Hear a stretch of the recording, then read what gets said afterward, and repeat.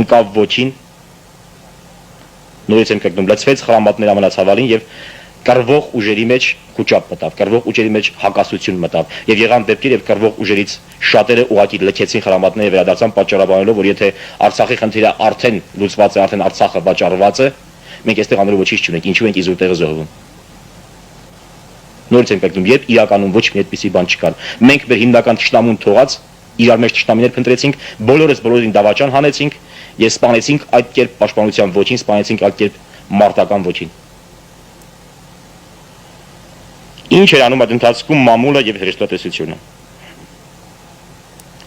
Ավելի ամբարտավան, ավելի դավաճանական մամուլ Հայաստանի կուսակցական մամուլն է, ես չեմ պատկերացնում։ Եվ ես չեմ հասկանում, թող ինձ ներվի,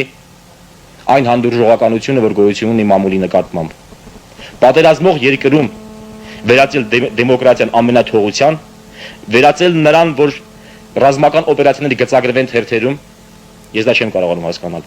Եվ երբ Գերագույն խորհրդի հաջորդ նիստի ժամանակ, հաջորդ նստաշրջանի ժամանակ Պաշտպանության նախարարությունը հարց բարձրացրեց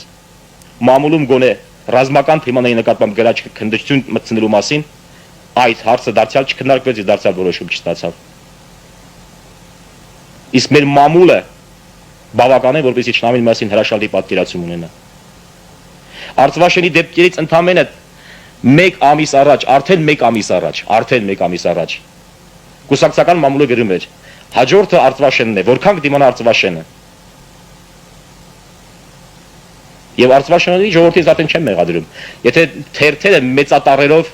խոշոր տպագիր տառերով գրում են, թե հաջորդը Արցվաշենն է, որքան է Արցվաշենը դիմանալու, եւ այդ մասին կարդում է ճշտամին, էստի համեցեքի պատմությունն է։ Եվ այս հանգամանքներուն թույլ տալ, որպեսզի թերթերը նման գոյություն ունենան, եւ թերթերը կարողանան նման ռոպագանդա տանել, ես դա համարում եմ ուղղակի դավաճանություն, եւ չեմ հասկանում այս ամենաթողությունը։